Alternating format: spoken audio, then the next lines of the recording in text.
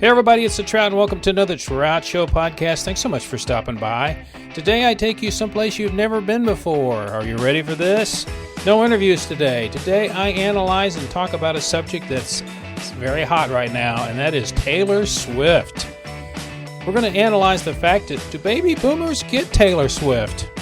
Well, I guess we'll find out in this episode of the Trout Show. We talk about the history of music. We talk about the relationship between one of my favorite cheese players and Taylor Swift. That's on this episode of the Trout Show podcast. Coming up next.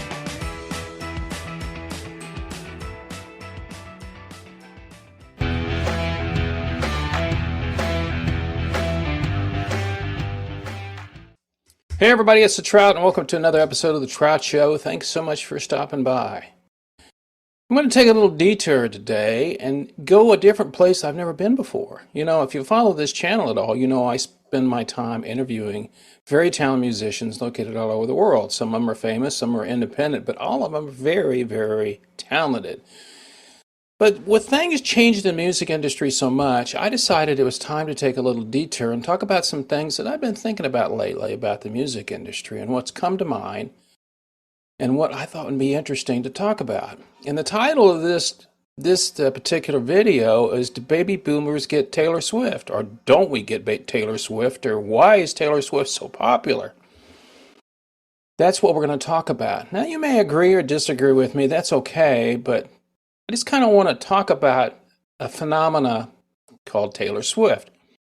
Now, I have to admit, I didn't really follow much of her career, except I knew she was very popular. The younger people liked her a lot.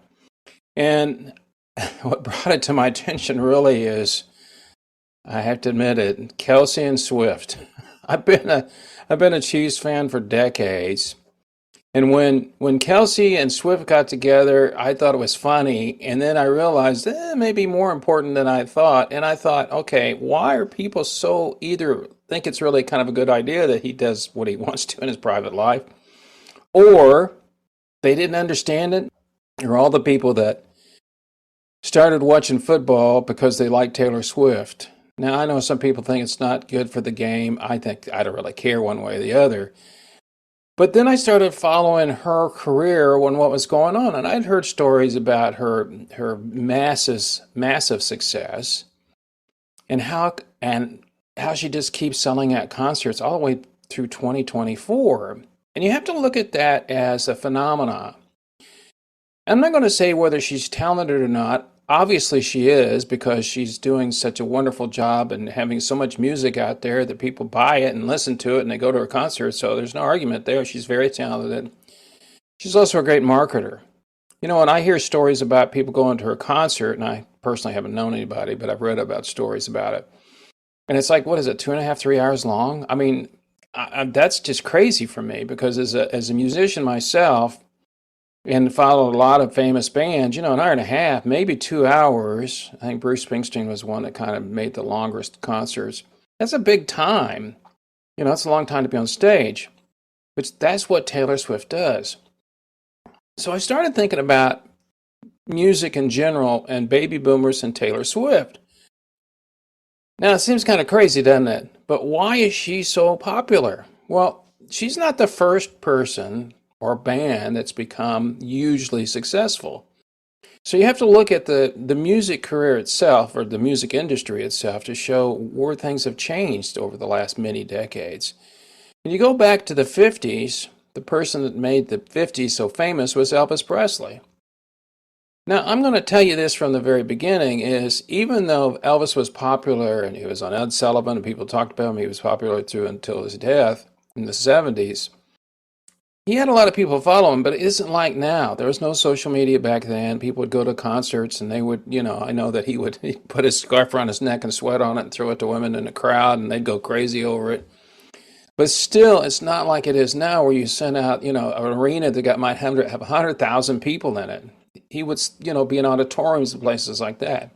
He's really, in my opinion, the first artist that really used TV, that's the first social media when you look at it, a visual, to really kind of move in his industry. And he became very famous and he did a lot of things with his money and all that stuff. And so people still talk about Elvis Presley. Then you get in the 60s and of course The captains of the 60s were the Beatles.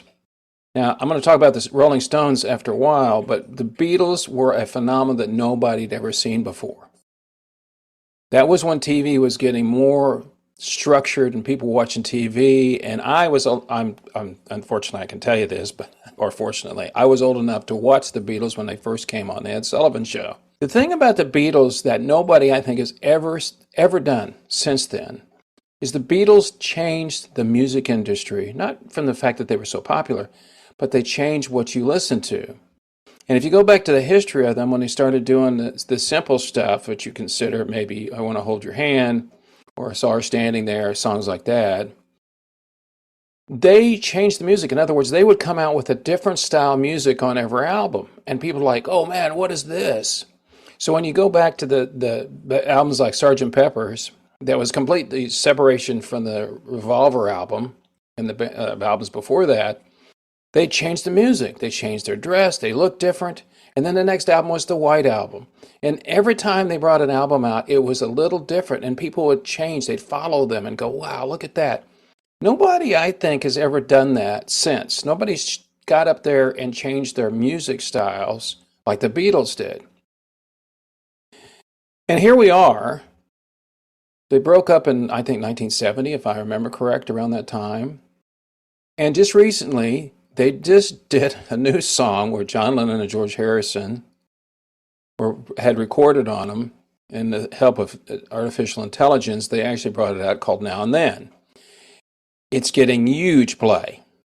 And I can't imagine, here we are, from the last time they recorded, which was in the 60s, the late 60s, here we are, 50 plus years later, they bring a new song out and it goes to number one. It's insane. That's the Beatles for you. That type of person, that band hasn't existed, and I don't think it'll ever exist. Unfortunately, there's only a couple of them still left, and that's, of course, Paul McCartney and Ringo Starr. And they both tour a lot. And when you think that Ringo, I think, is 83, and Paul's 80 or 81, and he's still standing up there playing his Hofner bass, it's really kind of an incredible thing. And he just got through playing in Australia. I think he may still be there. And he's selling out. So when you see bands that are still touring, that have had either one-hit wonders or they were famous in the 70s, the 80s, the 90s, whatever it is, and they're still touring, the reason why is they're not getting any money from the royalties anymore. So they have to do something if they want to make money and keep the roof over their head. And that's why they do that.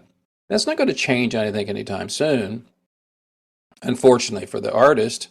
So they have to go on tour. The other big thing that they do is they have merchandise where they sell. It's why if you look at anybody's website, they are always talking about merchandise. So that's how they make their money. And that's why when you go to concerts, they're so expensive because the artist needs the money to cover the cost of only, and people expect more. I had a guy on my channel several months ago from the UK. He was a truck driver. That's not how he's in the music industry, but he drove semis, and they call them lorries over there, for McCartney and Beyonce and people of that ilk. And I asked him, I said, what was the biggest caravan that you had? And he said, we had 26, I think he said 26 semis for Beyonce. Think about that, 26 semis showing up with equipment to put on stage, and they have to do that every single night or every time they do it. I can't imagine how many semis show up for a Taylor Swift concert. I can't imagine. And the logistics that's going on, it's mind-blowing. So that's kind of where they are when it comes to music industry. So when Taylor Swift sells out 100,000 and people are paying, I don't know, $100 at the minimum or maybe $300, that number is huge. But she has a lot of overhead too. But, that's why I just heard the other day that they think she's going to be a billionaire if you look at her concerts coming up, and that's just amazing to me when you think about it. And she's set for life. No matter, she didn't have to release another song after next year, and she could be enough sit around and be on Shark Tank. So things like that. So musical styles have changed a lot. The other thing is, I talked about it, was technology, and the media has changed. And reading off this, my information I got.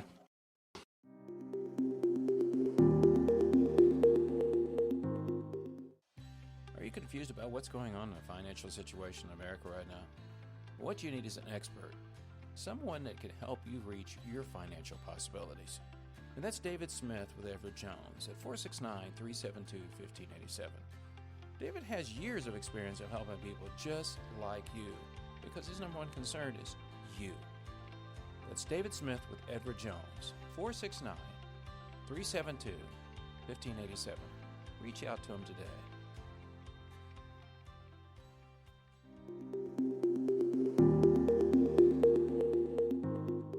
Baby boomers came of age in a world without internet and social media, and that is 100% true. I remember when the internet came on and we were like, what is this? How I can research and all that stuff? I got into it early because I liked the fact that I could do research on it. But that's changed so much now. When I was a kid, or even when I was a young adult, we heard everything on the radio. I mean, think about this. If you think about if you're a baby boomer watching this, I can say, when's the last time you listened to the radio? And you probably say today. But most likely it was a talk show. It was a political show or something like that. It probably wasn't listening to music. That's what we grew up on. And then we'd hear the records, we'd hear the music, and then we'd go to the record store to buy the music, and then we had it all the time. There was no playlist. None of that was out there. So that's changed, as I said earlier, about the fact that now it's one of those things that you're just so used to it. I mean, I think it's really interesting and cool to this one aspect to be able to say, I want to listen to She's a Rainbow by the Rolling Stones. It was recorded back in 1965, I think it is. And I can hear it. I can find it. And then if I can find maybe I can even find a video on YouTube of them performing it. None of that existed years ago. None of that. No digital, there was no digital music, there was no cell phones, and you're like, oh my God, he's old. But that's just the way technology is. I mean, it's just changed so rapidly. So that changed the music industry a lot. And that's why people like Taylor Swift can get broad brush everything they do, because once people pick it up, they go, I like this, and then the phenomena goes on. The other thing I wanted to just touch on is, and this is a good one, the rapid evolution of pop culture. She's a pop artist. Pop culture, I'm just going to read this. Pop culture evolves rapidly, and artists like Taylor Swift adapt to stay relevant. Okay? Baby boomers may find it challenging to keep with the ever-changing landscape of popular music, making it harder to connect with newer artists. Baby boomers have a strong sense of nostalgia for music of their youth, and they often prefer listening to familiar tunes of the era. Swift's music represents a departure from that, what they know and love, and nostalgia can be a powerful force in shaping one's musical preferences. As I said, people paying $800 to go see Paul McCartney. Why? Why are tribute bands? Why, when you go out and listen to somebody like the prog band Yes, are still around? They started recording back in 60. They had a lot of. I think the last time I said anything about Yes, the last person that was the original was Steve Howe, the guitarist, who is a phenomenal guitar player. But if you go and listen to people like Toto and all that, a lot of the people that were in the original band aren't even there anymore. But why do people go listen to them? And if you ask a baby boomer that's over 60 or over 65, who, tell much about Taylor Swift, they wouldn't be able to tell you anything about Taylor, except I've heard the name. But if you ask them about somebody like, I don't know, somebody that recorded back in the 60s, Buffalo Springfield, or maybe even Bob Dylan, who's still around with us, those artists, they can tell you all about them. They can tell you where they were and they heard their music. So nostalgia plays into a lot for baby boomers. And that's something I think is important. And as if you're not a baby boomer watching this and you're trying to say, I like Taylor Swift because she's great, you'll have the same problem 30, 40, 50 years from now too. You'll be sitting there going, I want to hear Taylor Swift's records. And the young people at that time, who knows what they'll be playing, will go, I can't stand it. Why do you listen to that old stuff? It'll be the same. It hasn't changed over the decades. The other thing about Taylor, and I'm reading from my notes here I made, was that Swift's songs with lyrics and storytelling. Swift's songs are deeply personal, and they connect with younger listeners who can relate to the emotional roller coaster of young love and self-discovery. Baby boomers may prefer artists whose lyrics are more universal and less focused on personal anecdotes. Back in the 50s, it was all about young love and that kind of thing. And the Beatles, like Lucy in the Sky with Diamonds. Taylor talks about, and people talk about it on her relationships, and, she writes another song. She breaks up with a boyfriend, and she writes a song about it. Those are all personal, and if you're a young person, you're probably going to relate to that more than someone like me that's been around for a while. So let me go back and wrap this up. Do baby boomers get Taylor Swift? I'm sure there's some that do. I'm sure that the fact that Kelsey and Swift are going to be together for a while, hey, as I said, I'm a Chiefs fan, and every time she shows up, they seem to do really well. So come on, Taylor, keep on playing. Come on and watch some football. I don't care. At the end of the day, it's music industry, and it'll change next year or the year after. I think people are looking for something. Taylor's the now phenomena. I appreciate everything she does. As I said earlier, she's a great songwriter. She's a great musician. She knows her craft, and she surrounds herself with great people and great musicians. So I wish her all the success in the world. But at the end of the day, as I said, baby boomers don't have to get Taylor Swift. We don't have to understand her. We have the memories of people like the Beatles and all the bands in the 60s. And the last thing I want to touch on is a band that just recently brought out a brand new album, the Rolling Stones. Okay, now I know I was watching some the other day, they were making fun of how old they are and they're bringing out the album. And the truth of the matter is a great album, but it's style of the Rolling Stones. It sounds like the Rolling Stones that they've been playing for decades. And people like me want to hear that stuff because it reminds me of when the Rolling Stones were just starting. And here they are in their 80s bringing out a new album. And people were like, oh my gosh, it's the Rolling Stones. And we all thought they wouldn't last. So that's it. Music continues to change on the regular basis. Taylor Swift will keep going and doing her thing as long as she can. I expect to see her around for quite some time. And maybe one day there'll be millennials looking back going, hey, remember when we went to a Taylor Swift concert? Thanks for watching. I hope you enjoyed our talk about baby boomers getting or not getting Taylor Swift. I'd like to hear your comments. Please comment to the video down below. And remember, I'm interviewing artists all the time on a regular basis. I got some great ones coming up, some famous people coming up, but also and they're all very good artists.